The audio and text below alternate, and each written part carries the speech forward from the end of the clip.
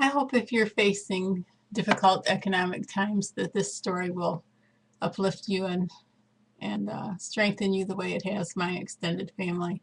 My grandmother was a woman of faith and prayer, and she faced many difficult days.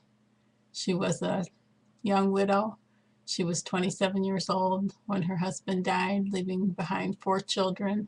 My dad was 5 years old. He was the oldest, of the four.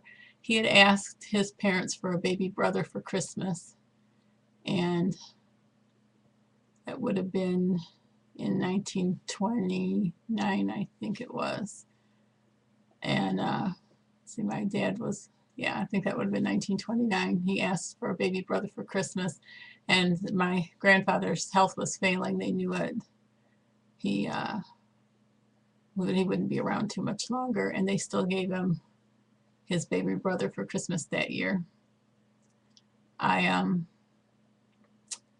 was sad to learn that my grandmother was basically had no choice but to enter into marriage with a very good man, but he was many years older than she was, and it was a marriage of convenience. They both needed each other for financial reasons, and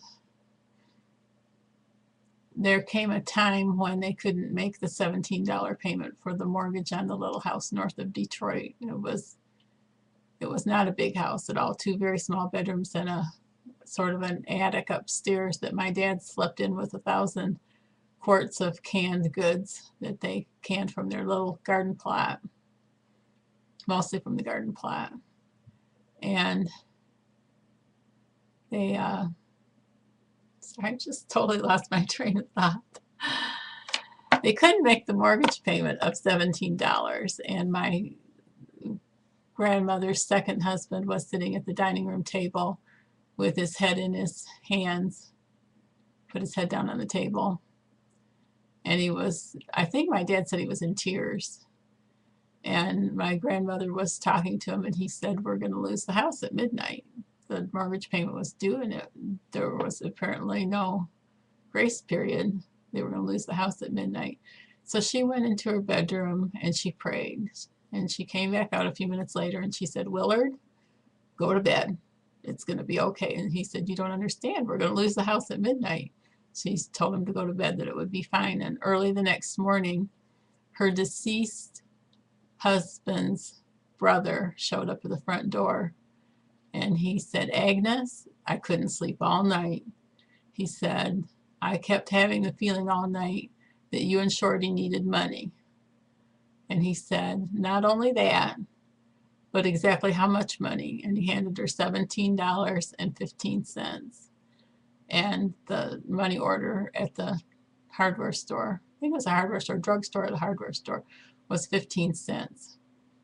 So her husband took the money down to the store, hardware store, or the drugstore. I think it was a hardware store, had money orders, and gave the money to the man that owned it. And he explained the situation to him, and he said, "Oh, look, the date hasn't been changed on my stamp yet today," and he stamped the money order. Of course, I don't think it would have mattered. I think the family would have accepted the payment anyway, but the point was that they were looked after by the hand of God and were able to keep the house in the family. And that was the house that I went to until I was to visit my grandmother until after I was graduated from high school.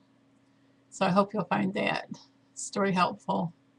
No instructions here, just I know that there's many people who are struggling now to try to make mortgage payments.